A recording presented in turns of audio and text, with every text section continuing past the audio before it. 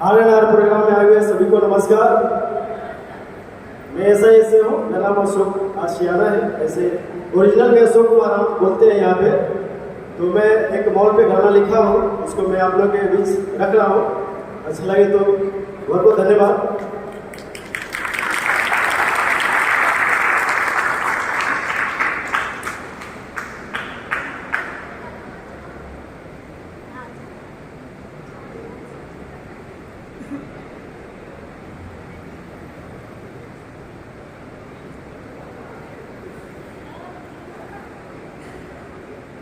प्यार राजा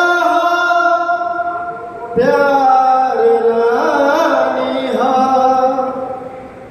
प्यार राजा प्यार रानी हा, प्यार तो इश्क के कहानी हा, प्यार तो इश्क के कहानी हा। खुलल नया से कई सिटी मॉल है, एहमे भैया हो 12 गो हॉल है। खुलल नया से कई सिटी मॉल है, एहमे भैया हो 12 गो हॉल है। नाइकी डायमंड एहमे 12 डायमंड हो, नाइकी डायमंड एहमे 12 डायमंड न बारे कुछ से खाली हो,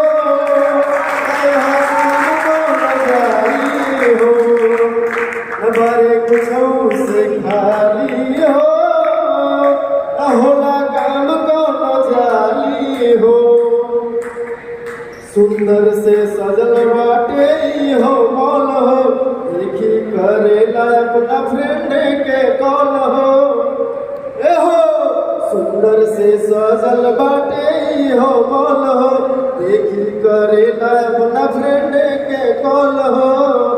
नाइकी डायमंड हम 12 डायमंड, हाँ नाइकी डायमंड हम 12 डायमंड न बारे कुछ से खाली हो, न होला काम दोनों जाली हो, न बारे कुछ से खाली हो, न होला काम दोनों जाली हो।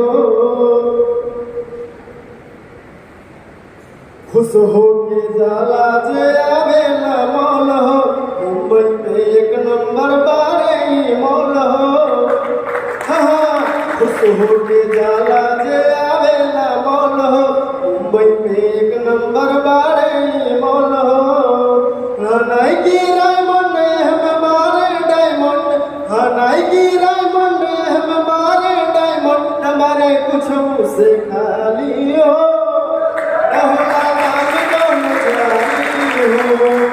नबारे कुछ से खाली हो, न होला काम कौन जाली हो।